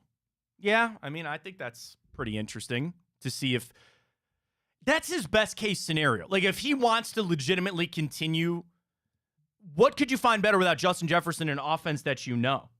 You know? So, I'll see. I think that'd be interesting. Other quarterbacks that he had, okay? So, again, number 1 was Kirk Cousins. Number 13, Baker Mayfield. That was it. He had 2 quarterbacks in his top 100, and it was Baker and Kirk Cousins. What does that tell you? They don't hit free agency all that often. You telling me Ryan Tannehill didn't crack that? No, no, not at all. Not at all, which is interesting. Cleveland Browns on the list. At number 50, Zadarius Smith. That's it. No Shelby Harris, and I think that's pretty fair. Folks, you want to know why that tells me that is super exciting? You only had one guy in the top 100. That's only one guy that potentially could leave. Grant Delpit would have been on that list. If Jeremiah Usu-Koromo was free, he'd be on. You have so many good players, and they are all locked up. I look at that seriously as such a positive that a list of free agents of the top 100, you only had one, and it was a guy that we're all okay with him leaving. Like, that's not meant to be a shot at Zadarius Smith. And I think for the right price amount, I would welcome Zadarius Smith back to. Would you welcome him back at the right price? Or have you kind of goes back to our Odell Beckham take? Have you soured because of his time here? Yeah, I mean, I don't want him. Like for 11 mil, certainly not. I kind of agree. I kind of agree. And I would look at it from this standpoint. That's another position that you need to address very badly, right? Very badly. You have got to find a way to get a pass rusher to go with Myles Garrett. That does not supersede wide receiver, in my opinion. It does not supersede at all, in my opinion. And I also think there's an element of Obo Okoronkwo. Let me put it this way. Who'd you feel better about stepping up next year in a role? Obo Okoronkwo is your pass rusher or Elijah Moore is your wide receiver? Obo Okoronkwo is your answer. So that's why it's even a little less important there. I want to run through the wide receivers again because it just gives you a little bit of a sense of where we're at. T. Higgins at 7, so that's 1. Mike Evans at 12. Michael Pittman at 17. Calvin Ridley at 23. And Marquise Brown at 28. So of the top 30 players available this offseason from Matt Bowen, you have 5 of the wide receivers. I feel good that there's a pool to choose from. Not super in on Marquise Brown. I would be over the moon on any of the other guys. T. Higgins, Michael Pittman, Calvin Ridley, or dare I say, Mike Evans. I would love any one of those guys in any semblance or stretch of the imagination for that to be able to happen. But I don't think it's going to happen, and that gets back a bit to our Odell Beckham take that we had a little bit earlier in the show. We go over to ESPN as well. Jake Trotter, and I do want to go around the AFC North because I think this is interesting. The question was the biggest looming free agent decision of every NFL team. Oh. The biggest free agent decision. So I meant to do this earlier. The full list of guys of hitting free agency for the Browns. So, like, it is Zadarius Smith. Shelby Harris. Let me look at that. Browns upcoming. I mean, Juan's guaranteed. Dom Tomlinson's guaranteed. He's here. Cleveland Browns. Here we are. Oh, that's a big list here. That's a pretty big list. All right. We'll start at the top. And this is just money made for last year. Zadarius Smith, Shelby Harris, Harrison Bryant, Jakeem Grant, Joe Flacco, Sione Takitaki, Marquise Goodwin, Corey Bajorquez, Michael Ford, Kareem Hunt, Rodney McLeod, Maurice Hurst, Kanashik Walker, Matthew Adams, Jordan Elliott, Jacob Phillips, Harrison Bryant, Michael Dunn, Garen Christian, James Prochet. Just a few of those lists. Of all of that, who do you think is the number one priority decision the Browns have to make, according to Jake Trotter? Is it one of our linebackers? It is not. Okay. Well, you're not thinking of this guy because we've already just cast it aside. Zadarius? Joe Flacco. I mean, I guess that makes sense. Trotter writes, the 39-year-old former MVP propelled the Browns to a 4-game winning streak late in the season in a playoff berth, throwing for 1,600 yards, 13 touchdowns after being signed in late November. Franchise quarterback Deshaun Watson is on his way back from shoulder surgery. However, the Browns are $55 million over the cap for next season. General manager Andrew Berry said the Browns would absolutely love to have Flacco back, but admitted there are constraints on how much they'll be able to pay a backup quarterback. He's not coming back. You know that. I know that. Joe Flacco knows that. And the Browns know that. And there's nothing wrong with that. You can keep your Flacco fever shirts. You can love him forever. You can put statues up in a bar. That'd be an idea for a bar. Put a statue up for Joe Flacco at your bar. Seriously. I like that. Dude, we should open the Big Play bar, should we not? I know this is going Riz for a long. I worked with Riz forever. Riz and Aaron always have this thing about the really big bar. They've always wanted to open their own bar. Everybody who loves bars thinks they should open a bar. It's so much work. It's so much harder than you think. Oh my God, it's so impossible. I know Gabe Zeller really well at Char, and I worked with Char forever. I love Gabe. He's a good friend of mine. He owns and operates Char, Gabriel Southern Table downtown, and Avo Modern Mexican over on West 25th. And I started him with Char. Dude, being a restaurateur or being a bar owner is not for the weak of heart, man. It is not. It's a hard business to get into. But if you put a Flacco statue up in your bar and you got his blessing because you wouldn't want to do it where you ruffle feathers, you get sued, people would go see that. Because people want a statue for Joe Flacco. Put it up at your bar.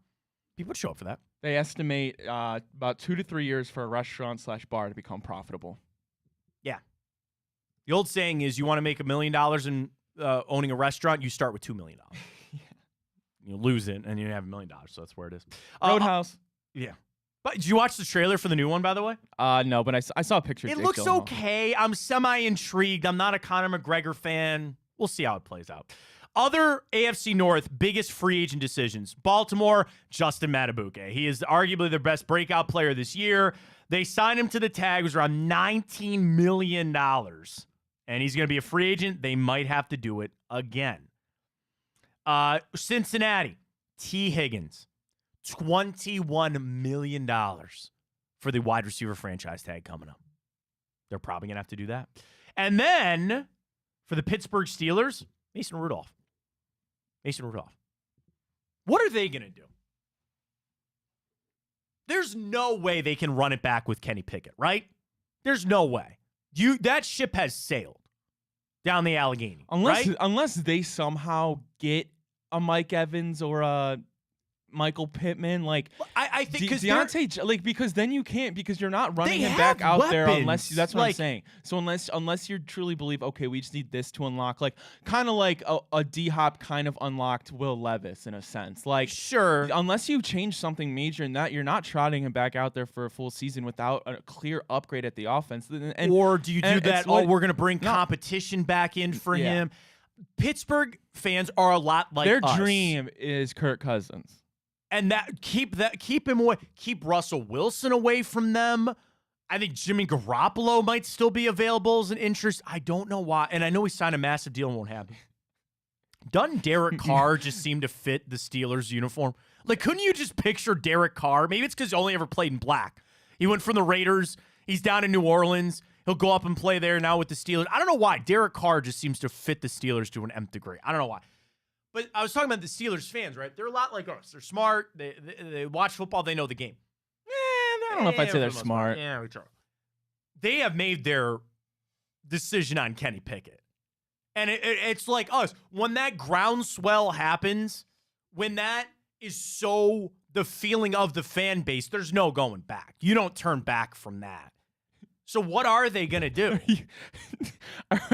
Are we ready for this offseason when the Steelers trade for Justin Fields?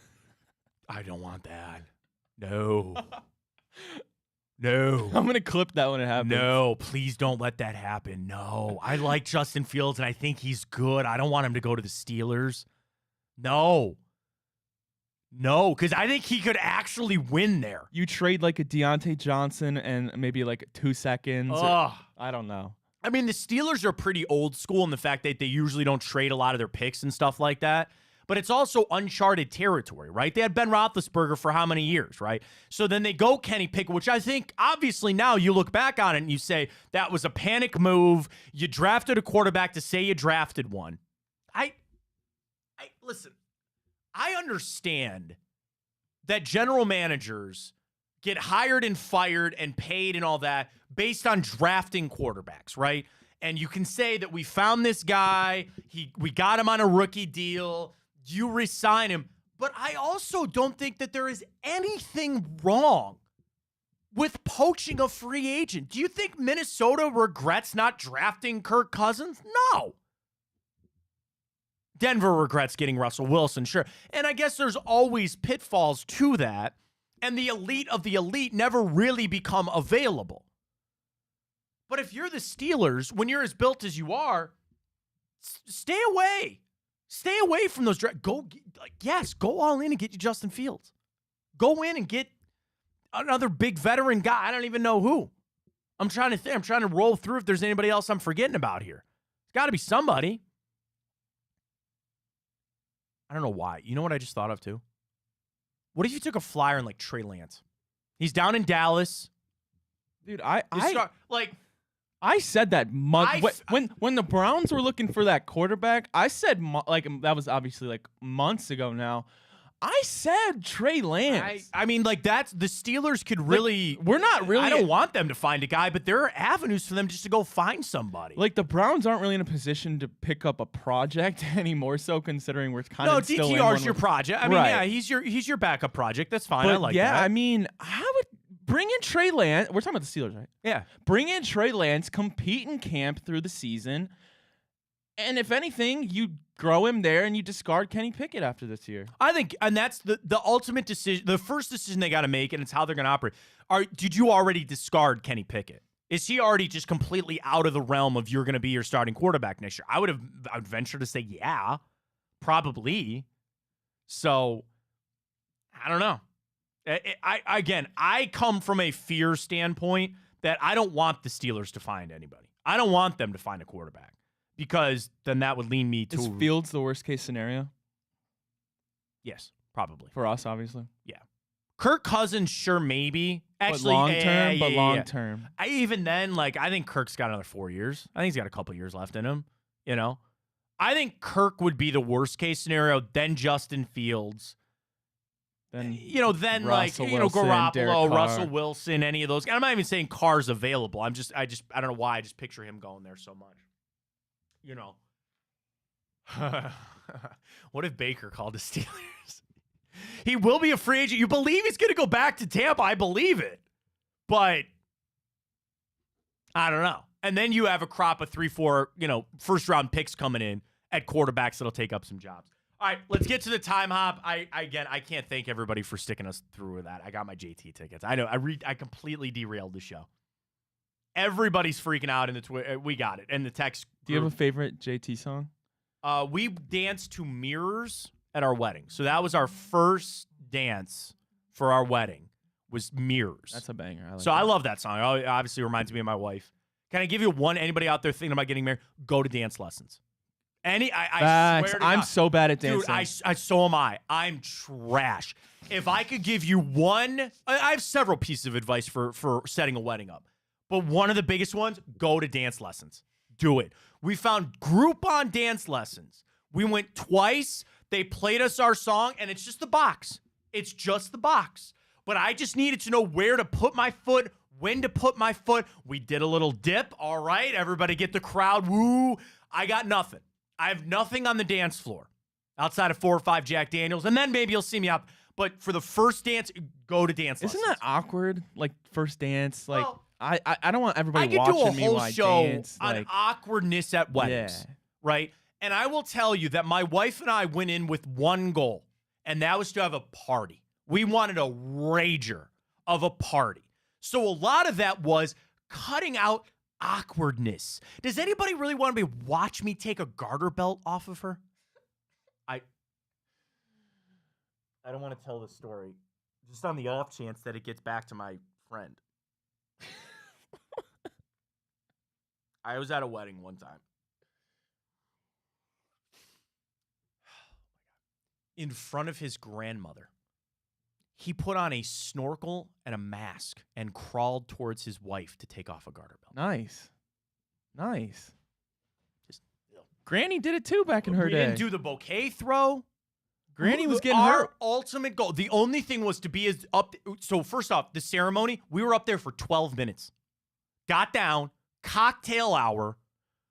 We ran our first dance, my first dance with my mom, her dance with her dad. You eat dinner, get your ass on the dance floor. That was our wedding. Like, I loved it. It was quick. It was fast. We were going, moving. I want to have a wedding now. It's fun. It's what you make it to be, which is important. The do not playlist is more important for the DJ than the must playlist. So here's how our DJ worked. It was a street light. You had green, yellow, and red. Green was, we have got to hear this song. These are the songs we got to have. Yellow is, we'd like you to play it, but obviously there's time constraints. And red was, you do not play these under any circumstance. Like, why would there be a song you don't play under any circumstance? Do you really want to do the YMCA at a wedding? Okay. Does anybody really want to do... I think that one, we did do one line dance song because Steph's, and it was like a family running joke about the cha-cha slide. So we did the cha-cha slide, but that was it. I think I ruled out We Are Family. That's well spoken. You're at our wedding. You're our family. So we cut that. I mean, the do not playlist is so important because there's just songs that ruin the flow. You know, you're at a wedding, a good DJ, you don't leave the dance floor. So it's all about safeguarding on you don't want to hit the lull. I will tell you this, and actually somebody mentioned this to us after. We did not play any slow songs for people to dance after the first, 5 minutes. I think we did a song to kind of get people out on the floor. Then we did one slow song, so you know, your aunt can dance with your uncle, and you can have a slow dance with everybody. And after that, it was just, we're going, we're flying here. So my two musical advice for a wedding: go to dance lessons. Do not playlist is more important than the must playlist. I will forever hold on to that when it comes to your wedding. I'll take note if I ever have one. Take note on that. Catch our break. Come back. Time hop. I was not married this day. It was in June. We'll get to all that coming up. We got our Cavs Typico boost for tonight and our bracket. Blue Jackets. What did I say? Cavs? Yeah. I meant to say Blue Jackets. Blue Jackets and our overrated musical artists, not Justin Timberlake, because the tickets are secured, people. Back right after this.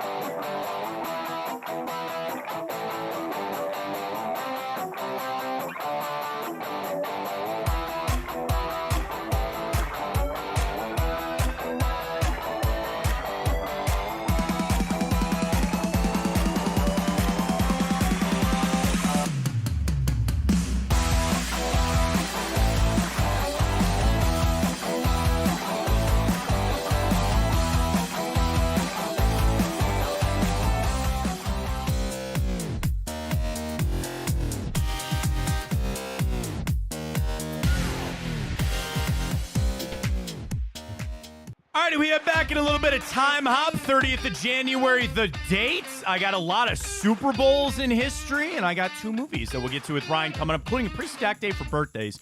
We start with all that, but it's an unfortunate one that 1 year ago today, it was announced that John Adams had passed away.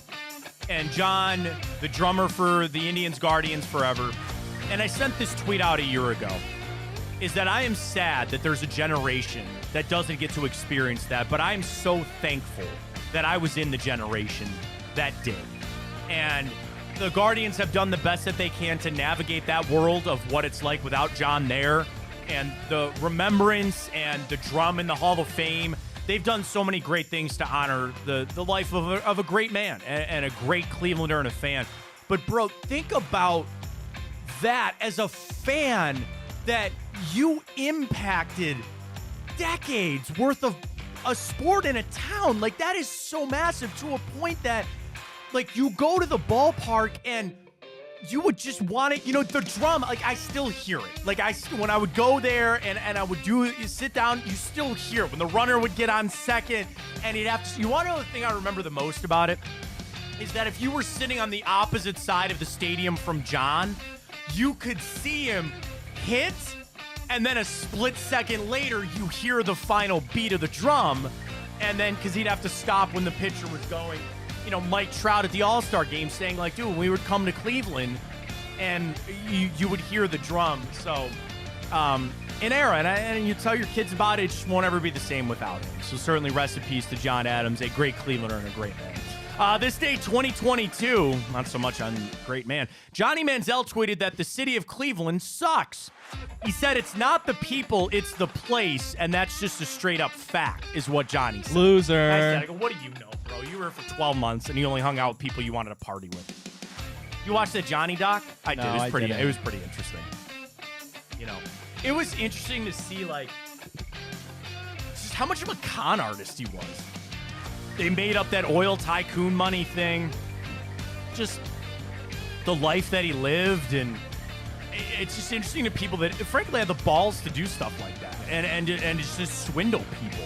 Like, dude, you're in the NFL, and he thought it'd be all right to sneak out to go to Vegas. He's a loser. He is. And substance abuse, I hope he got that figured out. And I'm not for or against him. I hope he's living his best life. But, dude, Cleveland does not suck either. This day, 2021, Adam Schefter breaking the news. The Lions will be trading Matt Stafford to the Rams for Jared Goff and 2 first-round picks.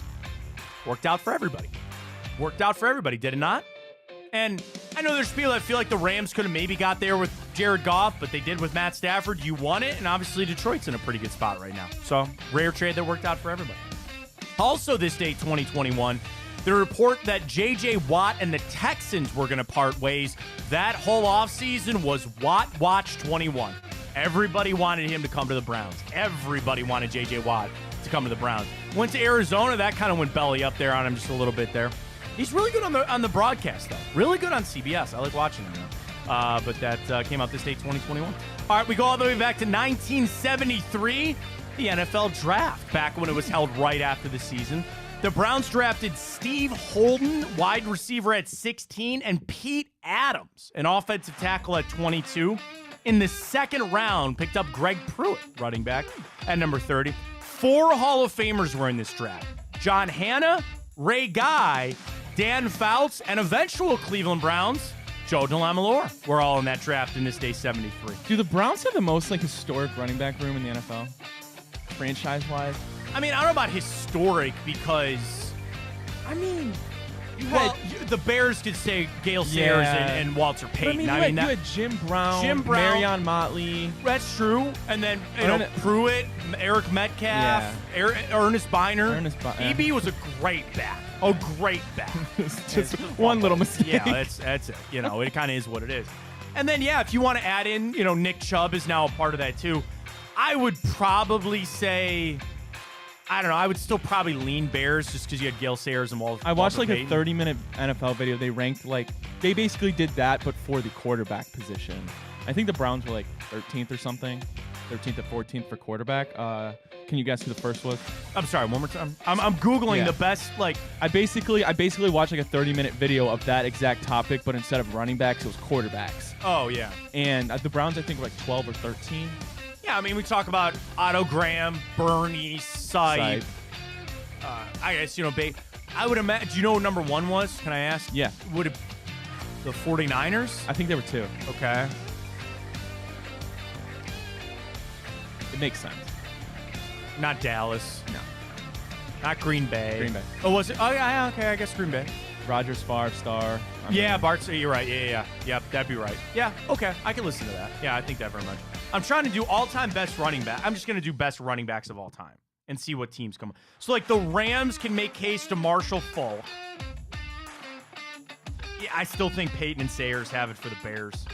I guess if you want to look at Eric Dickerson with the Rams as opposed to the Colts, you could do that. The Cowboys would be Emmitt Smith and Tony Dorsett.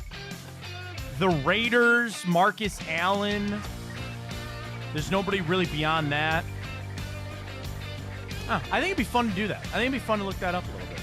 Seahawks would be Sean Alexander and Marshawn Lynch. I guess if you're just talking about like the 2 best, although Herschel Walker, Emmitt Smith, Tony Dorsett for the Cowboys, pretty good list. But nonetheless, that's where we're at with the Browns. This day, 1973, Kiss played their first ever show at the Coventry Club in Queens. Did Kiss make our list of most overrated? No, they did not. This day, 1968, the NFL Draft. Browns took Marvin Upshaw in the first round, a defensive end from Trinity. There were 8 Hall of Famers in this draft, including Ken Stabler, the Snake, Larry Zonka, and Ron Yari. This day, 1933, the radio program The Lone Ranger debuted on WXYZ in Detroit. The MLB approved the use of the rosin bag. This day, 1926. This day, 1847. Here's your trivia for the day. This major United States town was renamed. This day, 1847. So it was renamed to the name that we know it today. Its original name was Yerba Buena. Yerba Buena. This is a city in America? It's a city in America, a major United States city that was renamed this day, 1847, to the name it has currently, but it was originally known as Yerba Buena. New York? Good guess on the Buena, because isn't that new? Or that's new way. Or whatever. I don't know. Buena's good. Buena is good, right? You tell I was great in Spanish. Let me give you your hint. Think about 1847. Everybody was going west, right? So it's west. San Francisco? San Francisco is correct. San Francisco renamed this day 1847. Yerba Buena became known as San Francisco. 3 Super Bowls for you this day in history. This day 2000, Super Bowl 34. The greatest show on turf. The Rams beat the Titans 23-16. Kurt Warner threw for 414 yards and 2 touchdowns in that Super Bowl. This day 1994, Super Bowl 28. Cowboys beat the Bills for the 2nd straight year. Emmitt Smith, the MVP, 132 rushing yards and 2 touchdowns. That was, of course, the Bills' 4th straight loss in the Super Bowl. This day 94. And we go back to this day 1983, Super Bowl 17. Washington beats Miami 27-17. The Super Bowl record here. Washington scored 17 straight points in the second half and set a Super Bowl record with 276 rushing yards. This was also the strike-shortened season. Washington finished the regular season with an 8-1 record. They only played 9 games. Asterisk. 9. Was that Doug Williams? Was that Doug Williams in that game? I think so. It had to be, right? What did I say? Super Bowl 17? Had to be Doug Williams, right? John Riggins. MVP was John Riggins. Box score, final box score. No, Joe Theismann. Sorry. Joe Theismann. 2 touchdowns for him. John Riggins ran for 166 yards and a touchdown. Don Strock was in that game for Miami. David Woodley was their starting quarterback for the Dolphins. He was 4 out of 14 for a touchdown and interception. Interesting stuff there this day in history. Happy birthday goes out to Curtis Strange, golfer. Jalen Rose, former Cavs draft pick. Dazana Jop. Tyquan Lewis, former Ohio State Buckeye. Trey Sermon, another Buckeye. FDR. Gene Hackman. What role do you think of Gene Hackman? I don't know who that is. You know what Gene Hackman is? Hackman? Yeah. You don't know Gene Hackman? Wow. Age gap. Kid Cudi, you know who that is. Wilder Valderrama. Phil Collins, drummer of what band? Oh my god. Oh my god. This is so embarrassing. That song, isn't that him? I don't know. I don't know what you're trying to sing over there. That one song is like that's Yeah. all. Right? That's all. That is the song, yes, of this band. I can't think of it. Oh my gosh. You're right. That's pretty impressive. You got the song. Genesis. Genesis. You want to know my favorite Phil Collins trivia of all time? Collins' discography has sold 33.5 million certified units in the United States and an estimated 150 million records worldwide. He is one of only 3 recording artists to sell 100 million records as a solo artist and as a member of a band. So he did it with Genesis and a solo. Who are the 2 other artists to sell 100 million records as a solo artist and a member of a band? I might have this. Okay. Beyonce? No. I think. Does Michael Jackson count? He does, because he's one. Jackson Okay. 5, and of course individually. Paul McCartney? Paul McCartney is correct. But it's like Phil Collins, you would not think of that. But Yeah, yes, no, yeah, Paul yeah. McCartney, Michael Jackson, and Phil Collins. And Christian Bale celebrating a birthday today. Batman My for a lot of actor. people. My Yeah. goat actor. American Psycho, all that. Was he good in Thor? Did you see it? I heard it wasn't good. He was good, but the movie was buns. Fair enough. I don't know if these movies are buns or not, but we'll see 2 of them for you. We start this day, 2009. This movie is very famous for his speech that a father has to give. What year? 2009. A speech a father has to give his kid? And he's on the phone while he does it. He doesn't give it to his Oh, kid. Taken. Taken is correct. I've got a very specific set of skills. You ever hear Seth MacFarlane do that as Kermit the Frog? Hilarious. Google that. All right, and then the final one, this day, 2004. I'm Googling it because I don't really have a good thing on how I would describe it. Movie 2004. I think, this movie is all about dancing. Heavy influence on dancing. Omarion was in this. Steve Harvey was in this. Anything? I've never seen a movie with Steve Harvey. He was a minor role, I think. Have you heard of You Got Served? No. You Got Served, this day 2004. Those are your movies taken in You Got Served, this day in history. All right, bracket, we gotta go! All right. Let's get to it. Most overrated musical artist. Ryan, list them on out for everybody. All right, Group 1 and 2 are going today. Group 1 is the Beatles, Blink-182, Lionel Richie, Who put Rod Blink in there? Stewart. I want no. Take it. No. No. I think, wait. No, Blink 182 does not deserve to be in there. Okay, let me say this. It might have been Cody, our artist. He had a whole, I love you, Cody, but he had the, he put Metallica in there and he put Green Day. I'll take no Green Day slander on this show. I don't care. No I don't Green like Day slander. Green Day sucks. No, how? Green Day sucks. How? They're not good. They're not. great. They have one song. That's it. They have one song. That's it. They have way more than I'm assuming you're thinking of Boulevard of Broken Dreams. No. Okay, I do like that song too. American Idiot? No, I don't like that. Holiday? Matt, reminds me of Matt. No, I can't even tell you what song it is. Not Basket Case. Maybe it is Basket Case. I don't know. Not a big Green Day guy.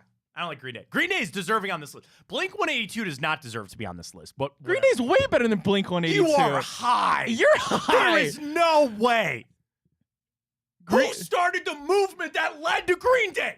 Blink-1. Okay, I guess Green Day was around in the 90s too. Erroneous on both accounts. Blink-182. Green Day was so bad they had to drop their number. They had to drop Green Day 75. Blink-182 kept their number. That's how good they are. No. Blink over Green Day. Not a chance. All Anyway, day, all Group day. 2, Bruce Springsteen, Fair. Green Day. See, that shouldn't be in there, but this definitely should. 311. That's you and some of the other fans that we had that know that I'm a giant 311 fan. You're getting me all riled. 311 will not win. You want to get back in the betting circle here, Ron? I will bet you. We already got dinner and drinks on this. You want to go for dessert? I will bet you a dessert at our dinner that 311 will not win that group. I could easily get people to vote. Go ahead, do it. Bruce Springsteen will win that. And finally, 4 is Pearl Jam. So those are the ones going today. All right, tweet those out at the show, at Matt Fontana Show, right after. Get us on that. Appreciate everybody joining us this morning. I really apologize for just derailing the show, but I got the Justin Timberlake tickets for it. We're good to go. I'm the husband of the year right now. All our friends love me now, too, because they use my thing to get in the pre-sale. Your Green Day take is the most atrocious thing They're I've bad, ever heard dude. you They're not say. good. They're not good. I don't know how they got in the Rock Hall. I don't know. Because they're awesome. Stop that. The barrel's getting low, okay? Over there for the Rock Hall. Let's just call it for what it is. All right? Green Day didn't deserve to be in. We got to go. Appreciate everybody joining us. Wednesday edition, a lot more fun. We'll talk to everybody then. You're fried, man. Go listen to some Green Day. He's Ryan Tyler. I'm Matt Fontana. As always, take it easy.